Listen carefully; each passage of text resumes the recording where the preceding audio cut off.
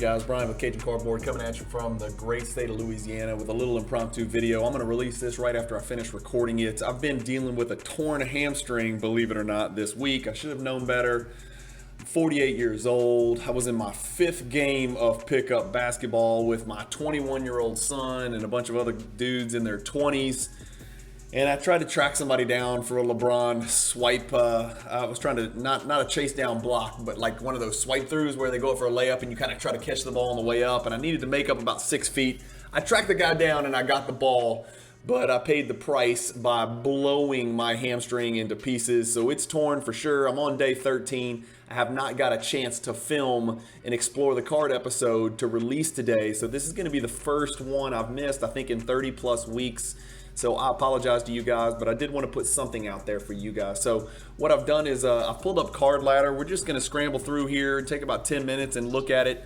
Like I said, I'm pretty transparent and truthful, so I'm always going to bring you the good news, the bad news, and share the truth with you guys. If you guys have access to Card Ladder, or you have access to what I'm about to look at as a Card Ladder Pro member, here you go. This is the index for every relevant factor and facet of the hobby over the last quarter.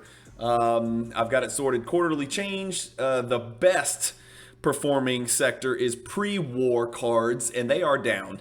But if you kind of take a look, every single sector that is the hobby today is down. Football, one of the worst. Entertainment is the worst. My condolences to all of the Jay-Z and Carmen Electra rookie card holders out there. Soccer's down 10%. Hockey's only down 3%. Baseball's down 3%. We're during the season, so baseball's probably a little hotter than normal. Even vintage is down, which is kind of, the blue chip, stock in the hobby, the kind of slow and steady theory right there. The card ladder 50 is down 13%. High-end cards are down 14%. Low pop cards are down 16%. So if you're looking for some type of silver lining, I don't think there is one, to be quite honest with you. The only thing you can do is look yourself in the mirror and say, buy the dip, buy the dip, buy the dip. I know I'm sitting here laughing and smiling, but it's just funny to go back. If we went back 18 months, how many of us thought we would see something like this that I've got on the screen here for you today? This is a basketball card channel. Basketball is, by the looks of it, the 5th worst index on here. If we click on basketball, over the last 3 months was the quarterly, it's down 18%. Another way to cheer yourself up is if you look at the last 6 months, it's still down 18%. If you look at the last year, it's about flat. If you look at the last 2 years, you're still gangbusters, right? You're killing it. Generally speaking, again, some cards are home runs, some cards are doubles, some cards are, epic, miserable, striking out, swinging, to use some baseball terminology. One thing I did want to share with you guys, I've always wanted this drop-down menu right here when you're looking at a particular card or an index. You've got these options. You've got 2 weeks, 1 month, 3 months, 6 months, 1 year, 2 years, and all time. I've always disliked that gap between 2 years and all time. I'm good friends with Chris and Christina. We communicate a lot. I reached out to them and said, could you guys add a 5-year drop down or maybe even a 3-year drop down so we could get before that COVID explosion, but not go all the way back all time, which is preposterous and not really helpful, because there's your all time graph. It doesn't really mean a lot to me because you go back to 2004, that's usually not super relevant to any of us. It's cool to look at and say, hey, the hobby's gone up 2,248% in the basketball card market, but that doesn't really help us. So you can go to 2 years. I've always wondered here, so I've clicked on this and I've always looked and I've never known, I was like, well, if I want to go back 5 years, do I have to go back a month at a time? I didn't realize this was clickable. If you click here, you can actually go back years. So I can go back to June of 2017 as my start date and say, what are we in, July? Let's go back to July. Let's go back to July 2017. And today is the 8th. So let's go back to July 8th. So now we are exactly, did I do that right? No, I did something stupid.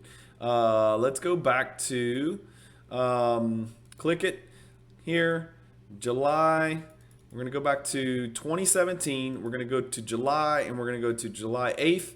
And then for our end date, we're going to go to boom, boom, boom. And then we're going to go to July 8th. Boom, there we go. So now we've got our custom, as you can see over here, it says custom, 5-year look here at the basketball card market. And it's pretty impressive. If you got in when I did, which was about 5-6 years ago, you're probably still doing fantastic overall. Again, it's a hard pill to swallow given how much red we just saw on the overall index, whether you're basketball, baseball, football, hockey, vintage, high, low, low pop, high pop, whatever collector. Anyway, we can go look at cards. What I wanted to do is just kind of pop through here on some of these cards in the basketball sector, quarterly change. We're going to plug in PSA 10 to just kind of weed out some of the silly stuff. And this is interesting. Harry Giles is up pretty significantly over the last quarter. His last sale in a PSA 10 base prism was $8. Well, here's one. This is interesting. So a Luka Doncic here. We've got a Luka Doncic. We've got Julius Erving here, Jalen Brunson. Again, this is just showing you some of the ways that you can kind of format these indexes. We're looking at the last quarter and how much cards have changed for each particular card over the last quarter. You can also go back. Let me bounce out of here, and let's go to players right here on indexes. And we're looking at the last quarter, the best performing players over the last quarter, regardless of sport. Ignoring sport, you got Wilt Chamberlain first, which is, again, that's going to fly in the face of logic. You would think he'd fall right squarely into that vintage index, right? Since Wilt Chamberlain is sort of the face of basketball vintage, along with Mikan and Dr. J and Kareem Abdul-Jabbar and Oscar and Jerry and those guys. But if you look at Wilt Chamberlain, his cards are up 71% over the last month. If we look at the last a month, Aaron Judge is obviously up. I don't know much about baseball and I don't follow it, but I hear Aaron Judge's name. It looks like he's on pace to maybe break Roger Maris's Yankee record of 61 home runs in a season, which stood as the Major League home run record for so many years before people started rubbing cream on themselves and doubling the size of their head and hitting the ball 700 feet. Mike Jaminski is going to show up in here. My guess is that's because he's only got 11 cards and some card took a crazy ride. If we look at Jaminski cards, it's going to be 87 Fleer Jaminski. Why is AC Green included in Mike Jaminski? That's an error. Sorry, Card Ladder's got an error on that one for sure. AC Green and Mike Jaminski are definitely two very different players.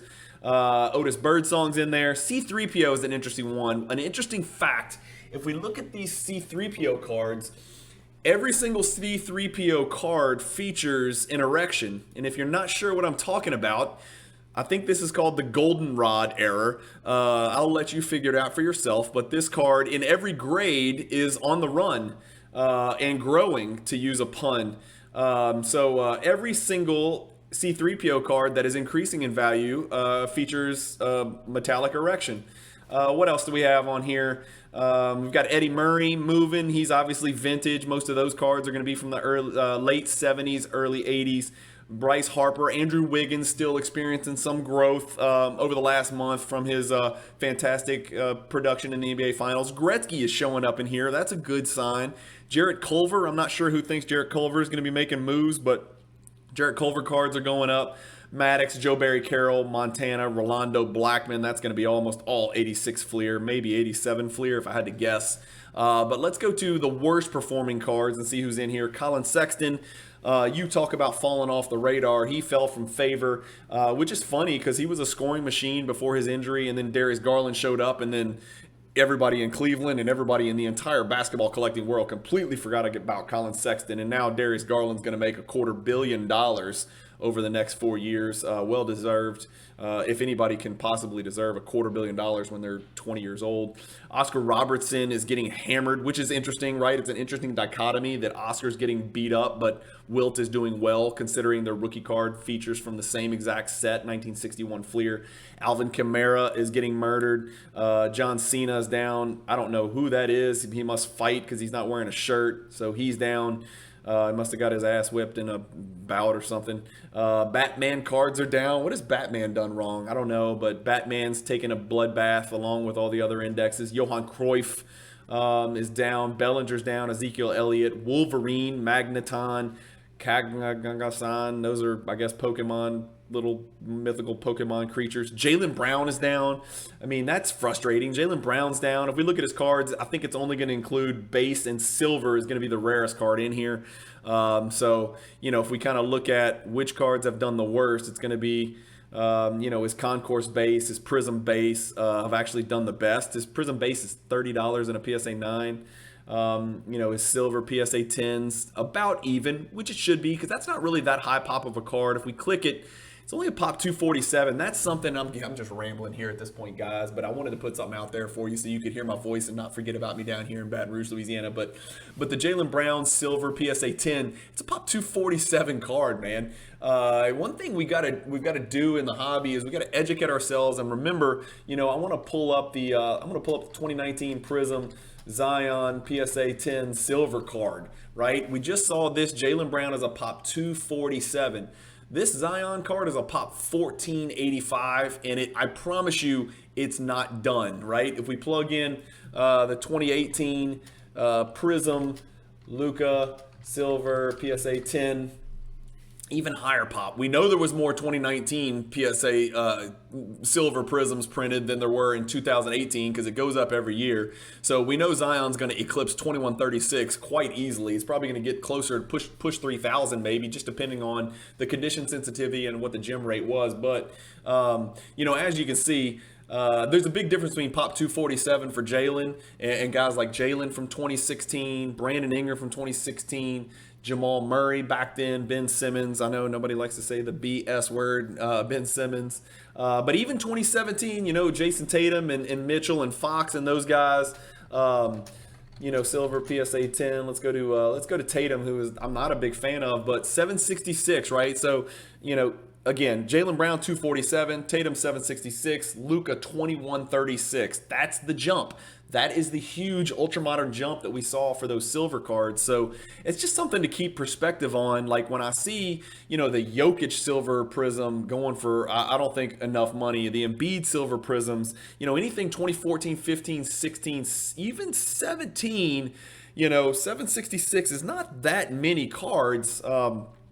That's just a big difference between 766 and 23 or 2136 for Doncic, and then who knows where we're going with Zion and Ja Morant. But just something to keep in mind.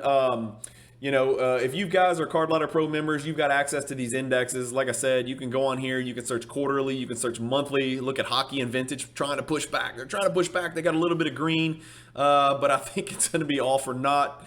Ultra Modern is the worst in the last month, down. I will say this, that they're down less over the last month than they are over the last quarter, which I guess is a good thing. But again, there's less time to move. So I guess all that's indicating is that the movement downward has slowed down, or it's had less time to move down. But anyway, that's really all I wanted to share with you guys today. A bunch of really shitty news. Sorry, my language is getting bad, but a bunch of bad news. But I do want you guys to hang in there and stay the course. There's a lot more to this hobby than just looking at these big red numbers and expecting the worst. The worst thing you can do, in my opinion, if you've got the liquidity in a market that's rapidly declining like this, and I'm not going to paint this rosy picture. We're getting crushed right now. The worst thing you can do in a market like this where you're getting crushed is just pour fuel to the fire and dump cards out of panic. It's just not the time to sell. If you've got the means and the liquidity to ride this out, I think this is the time to ride it out or to jump back in the game and purchase certain cards, right? There's some cards I would caution you to stay away from. And this is not an investment advice show, but I can only tell you what I'm doing. I'm enjoying this dip right now. I'm enjoying looking up LeBron BGS 9.5 and LeBron PSA 10 and Jordan BGS 9.5 and 10 and some 90s Shaq cards and making moves on cards like that. I'm actually enjoying this time period. I'm really waking up and really feel, to be honest with you, quite invigorated looking at 90s Jordan inserts right now, because there's some moves on some cards that are super low pop in very high grade that I didn't think I would ever have a chance to go after again, and I'm getting a chance to go after them. So it's a fun little window to enjoy. Anyway, thank you guys for watching. I appreciate it. Let me know your comments below what you think about the current state of the market. Again, I'm not a microeconomist and I'm not an expert, and I spent about 5 minutes looking at this. I'm seeing what you're seeing. There's nothing special here, and I don't know anything you guys don't, but sometimes it is interesting just to kind of take a look at these big indexes and then dig down and kind of narrow your focus and look more specifically at the player indexes and then kind of make some educated decisions. Maybe it's time to go get that Colin Sexton silver PSA 10 Prism. No, I'm just kidding about that. But there are players that are off the radar. You know, we're talking Ben Simmons, we're talking Russell Westbrook, we're talking Kawhi Leonard.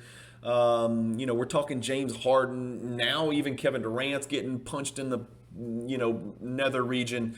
Maybe cards that have dipped 30, 40, 50% over a very short time period. Maybe those are cards worth looking at. I mean, I can tell you this. It only takes one signing, one free agent signing, or one consummated trade of Kevin Durant or Kyrie Irving to make those cards bounce back up. And I usually don't play the short-term game, but there's a game to be played, and there are people out there playing that game. There's people scooping up Kyrie Irving and Kevin Durant cards right now who are probably a little bit more risk taker than I am, who are looking to flip those cards and make something happen. So let me know what you guys are doing. Let me know what your plays are. Again, I'm not trying to steal your information. My money's going into the Jordan market anyway. I'm not buying a bunch of ultra modern prospects right now. As you can see from my mail day, most of my moves are in the Jordan market. And anyway, so let me know what you guys are doing. I'm anxious to talk about it in the comments, and hopefully we can use the comments section of this video as kind of an open platform to discuss, cards that are on the up, cards that are on the down, and what you guys think, and where in the heck is the bottom. Will the National help us bounce back? Will the NBA preseason help us bounce back? Is Summer League going to help us bounce back? I don't know, but let me know what you think in the comments. Again, I'll be back soon, hopefully with another episode of Explore the Card. I do apologize for missing it. I have not been able to walk without crutches for about 12, 13 days. And so I could not get in the office and put in the time, because every time I would sit up or stand, my doggone leg would swell and it was super painful. But I do think there's a light at the end of the tunnel. It is getting a little bit better. I do hope to still make it to the National. I've got about 19 days to get this right. I've actually got exactly 19 days to get this right and hopefully get to the National. So let me know what you think in the comments, and keep collecting, stay positive in the hobby, and peace.